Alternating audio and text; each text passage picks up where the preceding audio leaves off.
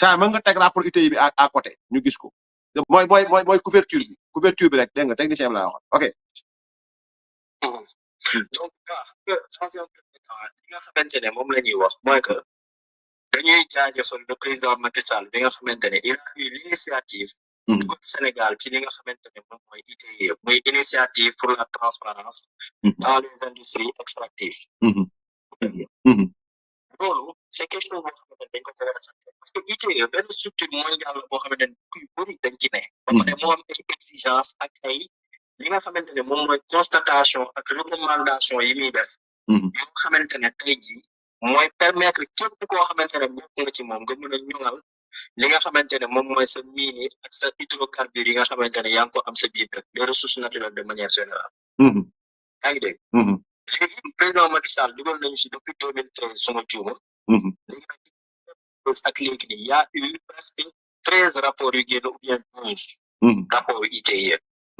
raison pour laquelle peut-être yenn gars yi jubilé depuis temps yi la passé nga gisoon ne dividende yi dafa yéeg dañoo comprendre ne c'est à travers l'exécution compréhension de li nga xamante ne moom mooy ITIE moo tax tey jii amélioration bi administration bi am que ce soit l'administration fiscale ci wàllum impôt yi ñuy dem jëli ci ci wàllu confrontation de données yi ñuy def pour ñenn ñuy def ay fausse déclaration ak yooyu moo tax li nga xamante ne moom mooy koomu Sénégal ci lu jëm ci industrie extractive yi depuis 2014 mu commencé am une tendance haussière yaa ngi dégg tendance haussière boobu mën nañ ko commencé depuis 2019 bu la neexee dans le rapport tu vois nettement que en 2019 on a eu 154 milliards 2020 nga am 178 milliards 2021 nga am 217 milliards 2022 nga am 160 2023 nga am 363 mais 2024 nga dem ba ci li nga xamante ne moom mooy 447 milliards de revenus donc xam nga lii li nga xamante ne moom mooy comment s'appelle encore les comment s'appelle encore les recommandations yi nga xamante ne moom la ITIE di jox état du Sénégal moo tax ñu egg ci niveau bii nii ça dañ ko war a sant ki nga xamante ne moom mooy le président Macky Sall ça loolu noonu méritam la parce que très tôt le Sénégal ci li nga xamante ne moom mooy transparence ci industrie extractive yi d'ailleurs transparence boobu noonu dafay collé ak 2016 li mu dugal ci constitution bi mooy que les ressources naturelles appartiennent au peuple parce que bu njëkk ba bu ñu toppee li nga xamante ne moom mooy constitution bi ressources naturelles yi état moo ko moom mu ne léegi constatation bi nga xamante ne moom la ñuy am mooy que tey bu ñu tollee ci niveau bi c'est parce que dañu commencé aussi exploiter li nga xamante ne moom mooy pétrole bi à partir du 2 juin 2024 dañu commencé woon exploiter pétrole bi nga xamante ne moo nekk Sangomar pour l'importance nga gis tey ci rapport bi ñu ne la ci wàllum pétrole li ñu jot ci xaalis mu ngi toll ci 79,85 milliards léegi nag loolu dafa ànd ak li nga xamante ne tey ji moom mooy direction générale des impôts et domaines lam ci liggéey ba am ko ci direction générale des douanes muy liggéey na ci am ci parce que impôts et domaines ñoom ñu ngi ci am 50 milliards ki nga xamante ne moom mooy direction générale de la douane moom mu ngi am 25 milliards ak yeneen yi nga xamante ne moom mooy par exemple ay location superficielle yi ay impôts sur le revenu et cetera donc yooyu noonu boo calculer boole ci li nga xamante ne moom mooy xaalis bi ci état du Sénégal ak Petrosen moom moo lay yóbbee li nga xamante ne moom mooy 79,85 milliards nga dem ci mine yi foofu nag moo jël raw gàddu gi parce que mine yi foofu am nañ fa lu toll ci 376 milliards yaa ngi dégg donc loolu mu nekk lu am solo loo xamante ne c'est une avancée mais tamit beneen remarque bi mooy am na ci lu toll ci ay environ 21 milliards yoo xamante ne ci ay wala 29 milliards yoo xamante ne ci ay redressement parce que am na ci ay sociétés yoo xam ne peut-être daan nañu def déclarer normalement li nga xamante ne moom mooy DGID dem ñëw def ay redressement ci ñoom récupérer li nga xamante ne loolu Sénégal ko donc loolu c'est quelque chose à saluer léegi nag dafa am ay points yoo xamante ne ci biir rapport bi aussi dafa laaj ñu taxaw seetlu parce que dafa am ci constatation yi nga xamante ne moom la parce que après peut-être dinañ ñëw ci yeneen aspect technique comme ni nga ko waxee ñu taxaw ci recommandation yi nga xamante ne moo ci am mais avant recommandation yi ñu xool tey jii ñaata lañ produire en 2024 ñu ngi produire 16 millions 900 barils 6 millions 905 459 barils loolu mooy li nga xamante ne moom la ñu produire léegi quantité bi ñu jaay li nga xamante ne moom mooy rigueur bi kii am bi ITIE am bi jël données wu keneen jël données wu keneen pour mën a comparer ñu jëlee données yi nga xamante ne moom mooy état récapitulatif de la production commerciale boo demee ci page 20 noonu ci suuf di nga gis ne page 20 ci suuf di nga gis ne mu ngi ne Petrosen ñu ngi toll li mu jàpp ne loolu la ñu commercialiser quantité bi mu ngi toll ci 14 226 573 barils donc loolu bu ko xaymaa ci xaalis mu nekk 641 milliards virgule 7 maanaam 641 milliards 787 millions donc loolu xaalis la pas comme dire léegi li nga xamante ne aussi moom mooy wàllum comment ça s'appelle encore mu ngi générer lu toll ci 1 milliard non 1317 milliards donc boo boolee mine ak li nga xamante ne moom mooy pétrole bi on va se retrouver aux environs de presque 1900 milliards yoo xamante ne tey pétrole mine loolu la généré en terme de chiffre d'affaires léegi nag dafa am feneen foo xamante ne comme li nga gis ci kaw maanaam 16 millions de barils de produire mais li ñu commercialisé en 2024 Petrosen nee na 14 millions la mooy cargaison yi génn ngay gis 102 102 103 104 ba 117 xaw ma 18 moom la ñu yemoon en 2024 yaa ngi dégg benn problème moo am bu ñu demee ci li nga xamante ne mais avant problème yi ba gis nga affaire pétrole ak mine yi li muy indi ci xaalis ñaata laa la wax nee naa la li ñu commercialisé ñoom ñaar boo leen boolee mu ngi toll ci 1900 milliards way mais Sénégal est-ce que xam nga ñaari secteurs yi nii 0,7% de l'emploi kese la ñuy jël 0,7% c'est pas le rapport donc c'est très peu par rapport ak li nga xamante ne moom mooy capacité d'absorption bi mu waroon am ci emploi honnêtement c'est peu léegi nag bu ñu demee si recommandation donc la nga am problème parce que daf ci am benn constatation boo xamante ne moom la mooy que état bi xam nga bu ñuy séddale pétrole bi dafa am li ñuy wax cost oil profit oil cost oil mooy coût pétrolier yi c'est-à-dire waa ji li mu investir foofu moo ak Petrosen léegi gis ne Sangomar fi mu nekk 75% le kii bi di am nu mu tudd comment ça s'appelle encore 75% non 82% yi 75% moom la ñuy génne comme cost oil ci li ñuy jaay léegi li ci des mooy profit oil mais ñoom dañ ne bu ñu demee di saytu recommandation ban page la recommandation page 32 ok merci allez-y waaw waaw pour montrer les exigences wala boo xoolee baax dañ lay bind description de l'exigence mais cette exigence impose aux États et aux entreprises publiques de divulguer toutes les ventes de la part de production appartenant à l'État loolu mooy lan mooy que ITIE dafa exiger ñi nga xamante ne ñoom ñooy entreprise yi ak état bi ñoom ñuy divulguer maanaam ñuy siiwal li nga xamante ne tey jii moom mooy la ñuy jaay ci pétrole wala ak gaz bi mais aussi ñu wax ak paaru état du Sénégal ñaata la léegi nag ñoom problème bii dañu wax constatation bi ne absence sur la traçabilité de la part de l'État en 2024 mooy c'est-à-dire amul bonne traçabilité ci paaru état mu ngi feeñee ci cost oil bi ci profit oil profit oil pour contractant dañuy am part mooy Petrosen ak ki nga xamante ne moom mooy Woodside état du Sénégal am part foofu noonu ci bénéfice léegi ñoom nee nañ paaru état du Sénégal boobu noonu en 2024 kenn bindu ko fenn sama wax moom ñoo ko wax nee nañ pour l'année 2024 je dis clairement comme ça ñi ñuy suivre yëpp mën a dégg voilà même une minute ma capturé ko ban kii la page 32 hein waaw exigence numéro 9 bi exigence numéro 9 waaw une minute ma capturé ko yónnee ko saa maa na ko yónnee sax beneen numéro bi dégg nga voilà donc mi ngi nii xaaral ma capturé ko comme ça ma yónnee ko technicien bi parce que looy wax da nga ci dut baaraam n'est-ce pas mais que Sénégal moom looy wax rek dut ci baaraam quoi voilà donc mi ngi nii Mada sa damay romb benn commentaire quoi benn waay di wax ci benn post damay wax sa dama def ci rapport ko wax voilà def rapport bu ça va deuxième baa ngi noonu def naa ci flèche yi deuxième baa ngi noonu sama beneen numéro bi laa la ko yónnee def naa ci flèche yi voilà teg ko ñu gis ko ok bismillah waaw léegi nga ne xaaral mu tegal gars yi kii bi page 32 aca exigence numéro 9 exigence numéro 9 effectivement gis nga li mu bëgg aya bismillah maa ngi nii jàkkaarloo moom kay saa jàmbaar pare nga ok na ko commencé ñu diral doo ko waaw ñu diral doo ko kay nit ñi comme très bien voilà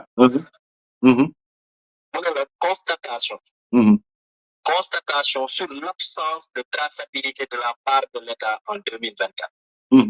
ñoom ñooy wax dañu constaté la part de production en numéraire revenant à l'État du Sénégal dans le projet Sangomar n'a été retracée dans aucune déclaration. saa jàmbaar yow la ñuy xaar tuuti saa jàmbaar yow la ñuy xaar parce que waroo tardé quoi xaaral mu projeté ko quoi parce que c'est important quoi.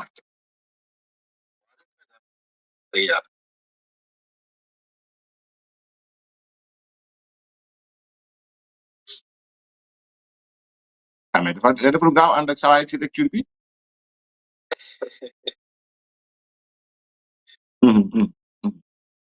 waaw pare nga wax ma ok allez-y waaw d'accord. voilà mi ngi noonu zoomé ko fi ñu def flèche noonu fi ñu def flèche ok allez bismillah Mané. ok donc c'est bon. Constatation sur l'absence de traçabilité de la part de l'État. mooy wax de. Pour l'année 2024. bu ñu zoomé constatation comme ça ñëpp mën ko lire quoi. zoomé constatation bi saa waay flèche yi foofu nekk noonu zoomé ko mu leer. très bien. mu ngi leer. très bien. constatation yi mi ngi noonu voilà. La part de production en numéraire revenant à l'État du Sénégal dans le projet Sangomar n'a été retracée dans aucune documentation. Dans les formulaires de Petrosen, les formulaires de Woodside, les rapports d'exécution budgétaire T3, T4, rapport d'exécution budgétaire, les déclarations de la Direction générale de la comptabilité publique et du Trésor. Pourtant, le rapport d'exécution budgétaire. Ça, yégal. C'est bon, continue. L'exécution budgétaire du deuxième trimestre 2025 indique que l'État sur 35,4 milliards pour les 6 premiers mois de 2025, ce qui confirme que la production a bien été commercialisée, mais la part de l'État en 2024 semble ne pas avoir été versée ou n'a pas été comptabilisée ou n'a pas été déclarée. Ñu reprendre wala baax na. production kese ngay am foofu reprendre commencé wàcce foofu ñu kii ko. waaw sa waay léegi mën nga jënd suuf bi maag sa waay ñu feeñandoo mën nga ko def si digg bi ok. mën nga def affaire bi këyit bi si digg bi. numéro 9. constaté. mooy. ITIE mu ne. Constatation sur l'absence de traçabilité de la part de l'État en 2024. Pour l'année 2024, la part de production en numéraire revenant à l'État du Sénégal dans le projet Sangomar n'a été retracée dans aucune déclaration. N'apparaît ni dans les formulaires de Petrosen, ni dans ceux de Woodside, ni dans les rapports d'exécution budgétaire T3, T4. Les rapports d'exécution budgétaire. Le moment loi organique portant loi des finances. Non, pas loi organique portant loi des finances. Moi, je mets la loi sur la redistribution. Revenu am si hydrocarbures daf ne su ma juumal article 32 côté yooyu noonu. daf ne li nga xamante ne moom mooy revenu état. li nga xamante ne moom mooy affaire pétrole ak gaz part bi dañ ko war a dugal ci rapport d'exécution budgétaire yi. Loolu c'est une exigence d'ordre légal. ITIE nee na loolu gisuñu ko ci rapport d'exécution T3 ak T4 te fàttaliku leen. En juin 2025. ministère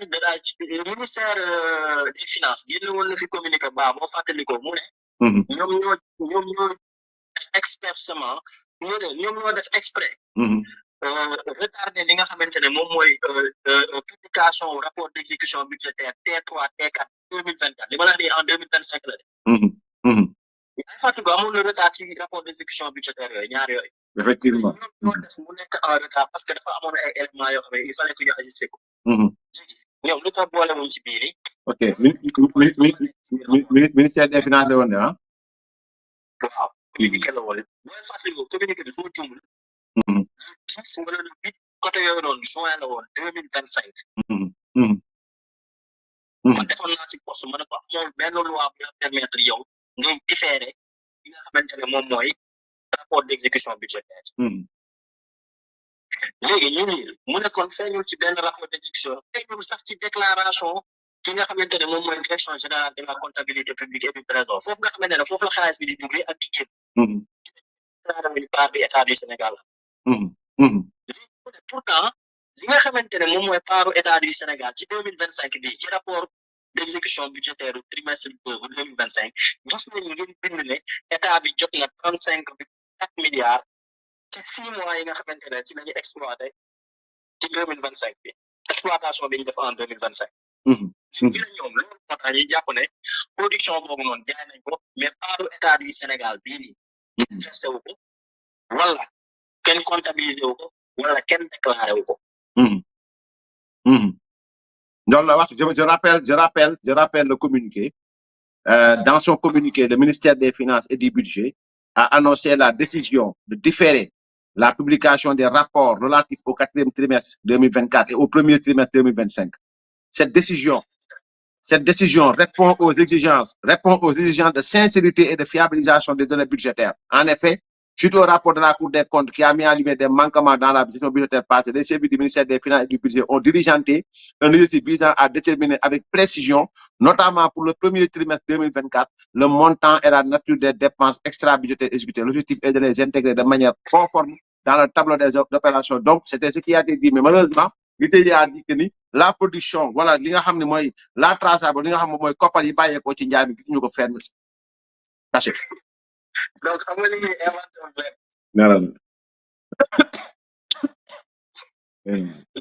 si li nga xamante ne moom mooy action recommandée maanaam. ITIE li mu leen di wax pour ñu def ko. ITIE mu ngi recommandé. Petrosen ak Woodside pour fournir un relevé des ventes de 2024. Inclus calculé, vendu ou stocké. Mhm. dégg nga ñu ne ITIE mu ne. sa waay mi ngi ci xaaral sa waay mi ngi ci xaaral ma wax technicien bi sa waay mi ngi à côté li ñu doon lire léegi à côté il est recommandé à Petrosen zoomé ko nit ñi mën ko lire quoi parce que aussi voilà pour ñuy live à côté quoi mën nga zoomé mën nga tegaat affaire bi digg bi nit ñi gis ko voilà léegi zoomé ko voilà dama tuuti vers la gauche très bien mi ngi noonu wàccal non wàccal non si suuf non yéegal kon yéegal ok action recommandée yaa ngi d'accord ok. Très bien action recommandée. léegi ITIE nee na il est recommandé à Petrosen et à Woodside de fournir un relevé des ventes de 2024 incluant la part de l'État calculé vendu ou stocké mooy leen jox leen ñu relevé yi ngeen jaay bi ngeen jaay bi nga xam ne da ngeen ci inclure part état du Sénégal yi ngeen calculé wala bu fekkee ne da ngeen ko jaay wala bu fekkee da ngeen ko stocké da ngeen ko denc. Deuxième recommandation ITIE mu ne direction générale de la comptabilité publique devrait également fournir les éclaircissements sur l'absence des recettes en 2024, notamment si la part de l'État a été déclarée comptablement, retenue en stock, imputée en 2025 ou non versée. yéegal saa maanaam ndax wàccal comptabilité publique et du trésor dañ leen di laaj ngeen jox ñu ay leeral ci lan moo tax 2024 gisuñu recette yooyu noonu ci document yi benn surtout li nga xamante ne moom mooy wàll wi état du Sénégal ndax bu fekkee ne la ngeen ko dugal ci beneen comptabilité ndax ko denc en stock wala ko dugal ci 2025 wala versé wuñ ko yaa ngi waaw léegi nag pour bii nii dakale comptablement ci kaw peut-être beneen émission dinañ ci ñëw quoi dinañ ci fenn foo xamante ne am na lu toll ci suñu jumul direction générale des douanes am na suñu redressé benn USAID la xam 21 milliards mais kii bi ñu ngi ko enregistré directement fële na le nu mu tudd direction générale de la comptabilité publique et du trésor foofu lañ ko enregistré directement mais enregistré wuñ ko fële na le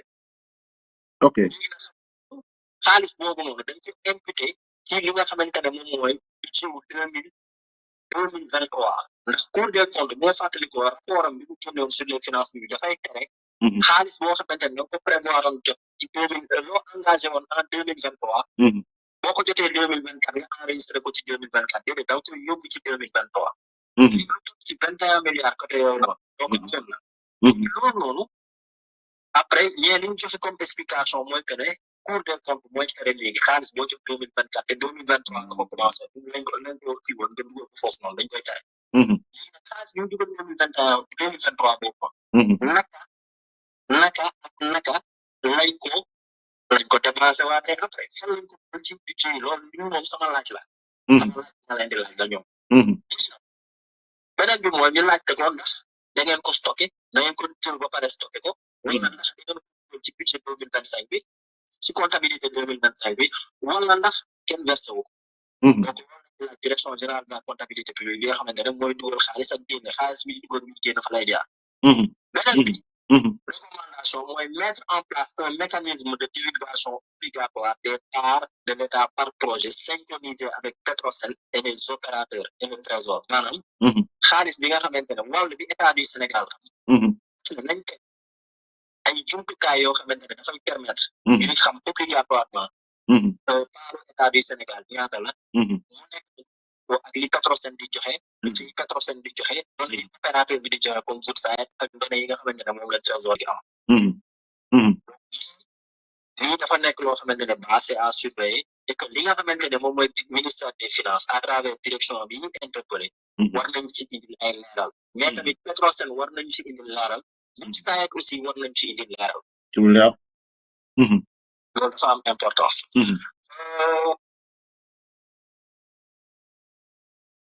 allo allo allo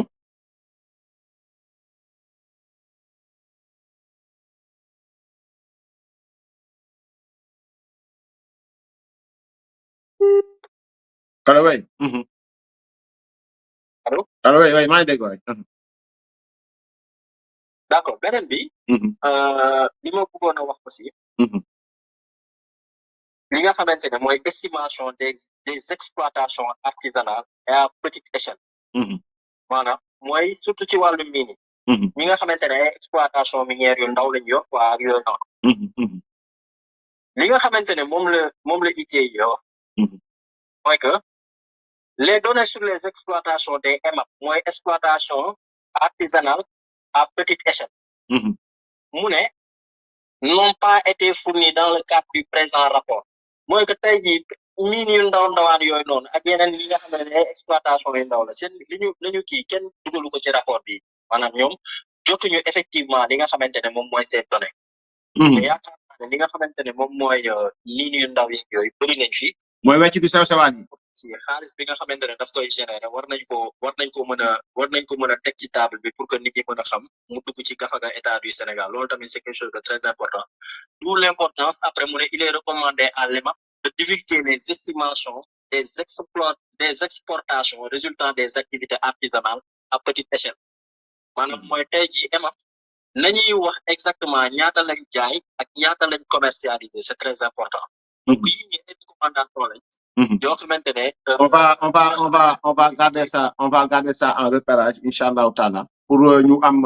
vraiment des éléments yoo xam ni inchallah dañ ci war a mën a toj bu baax a baax mais sant naa la bu baax on a fait 1 heure presque donc toj bu baax a baax et désormais am nañu yaakaar ne chaque samedi on va faire le point inchallah sur l'actualité génn lépp loo xamante ni actualité semaine bi la donc politique économique société donc voilà pour sénégalais yi mën a am tuuti repère parce que manipulation dafa bari merci beaucoup Mamadou Moustapha Mané kontaan naa trop. mais ñoo ko bokk grand yow man incha allah ba samedi incha allah mais maa ngi sant aussi di gërëm ñi nga xamante ne ñu ngi doon suivre sa kii bi yëpp. jërëjëf. di leen jox dig daje incha allah fii ak samedi. pour que tey jii ñu mën di décrypter li nga xamante ne effectivement mooy l'actualité continuer xeex bi nga xamante ne moom la ñuy xeex pour la république. et que mu war ñu mën a permettre ñu am Sénégal bi nga xamante ne ñun ñëpp moom lañ bëgg. Inchallah. Merci beaucoup Ba. Merci. Bi ma may ñëw exprimer wu sa plateforme. On est ensemble. Merci beaucoup. Merci Mamadou Moustapha Mané. Vraiment jaajëfal nañ la bu baax a baax et inchallah la prochaine fois on dinañ la boole ak ki nga xam ne aussi mooy le doyen Donald Dramé donc pour au moins ñëwaat ci lépp li nga xamante ni l'exploitation donc rapport ITIE bi voilà donc vraiment ñu Sénégalais yi mën a suivre sant naa la baax a baax Mohamed gërëm lu baax jërëjëf. Merci beaucoup Mohamed. Merci. Donc je crois bien que rien à ajouter par rapport ak li nga xam ni moo ne ci rapport bi nag li mu wax leer na nee na am na lu ñu jaay am na koppar yu génn dégg ngeen li Mamadou Moustapha Mané wax mais rapport bi nee na kenn tegu ko bët amul fu ñu ko bind wax na leen nag ne leeral leen ñu fan ngeen ko bind kon bokk chroniqueur yeeg ñeneen ñi nga xam ne dañuy wax ci plateau yi lu ñu war a wax a ngi noonu nañ ko leeral bu baax a baax fan lañ ko dugal parce que il a été très clair